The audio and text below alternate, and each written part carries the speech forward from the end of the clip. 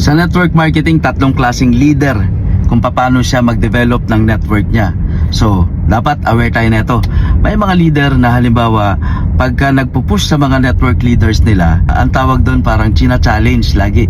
Ang tawag doon, ego-base. So, china-challenge nila yung leaders nila na dapat, alam mo to, dapat kung nagawa nila, kaya mo din. Ika nga, di ba, ang galing-galing mo.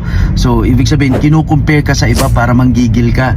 So, masama ba doon? Wala. Kasi may mga tao talaga na, yun yung language nila. Kailangan na i-compare, kailangan na makita yung may nauna sa kanila para tatalunin. So, tinitrigger yung pagiging competitive mo para maging productive ka.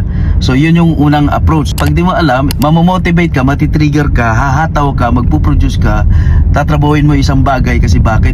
Na-challenge ka, challenge ka, in-strike niya yung ego mo. Diba? Dapat magaling ka, dapat ganito na dapat yung result mo. Ayun yun. So, binuboost yung ego mo. So, ang tawag doon, ego base. Meron naman, approach minsan na, ang tawag doon na fear base. When I say fear base, tinatakot ka sa nakaraan, tinatakot ka pag hindi mo nagawa, tinatakot ka sa past. For example, may pain bodies ka sa past na mahirap ka dati, na maltrato ka or kinutsa ka. So, i-remind sa'yo, papayag ka ba na mangyayari ulit yung nangyari sa'yo nung bata ka? Papayag ka ba mangyari sa'yo yung nangyari sa parents mo, tas ganito? So, ibig sabihin, matitrigger ka ngayon, manggigigil ka ngayon kasi bakit hindi ka papayag na maulit yung mga nangyari sa'yo sa past, di ba? So, manggigigil ka, dun ka hataw. Ang pinanghugutan mo ng lakas yung takot mo na ayaw mo maulit. So, yung ego base, na-trigger yung pride mo, yung ego mo kasi ayaw mo magpatalo. Kailangan mas malakas ka. Tama. Yung fear base, tinakot ka sa nakaraan, tinakot ka sa magiging outcome na result na ayaw mo. Correct? Ito naman yung isa, yung love based. Ito yung pinaka gusto ko. Ito yung gusto ko, yung tipong love based kasi tinuturuan kang mahalin yung isang bagay. Para sa akin, na passion is a choice. Love is a choice.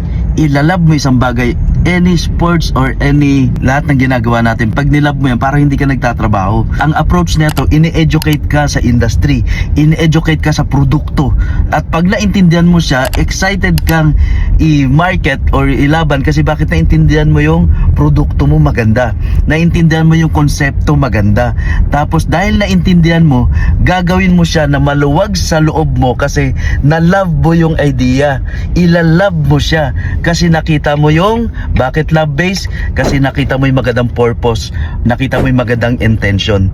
Yun yung love base, yung pure intention, pagiging passionate mo, pure intention, yung purpose, nakita mo maganda, ano magiging effect sa tao.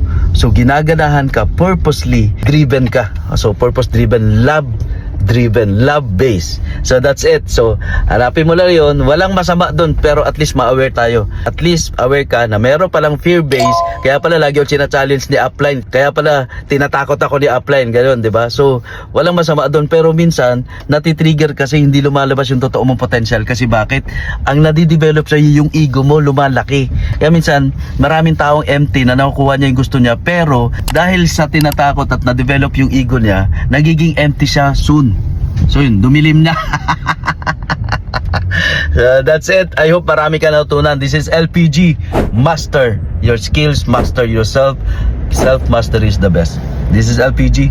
Sabog ka sa blessings.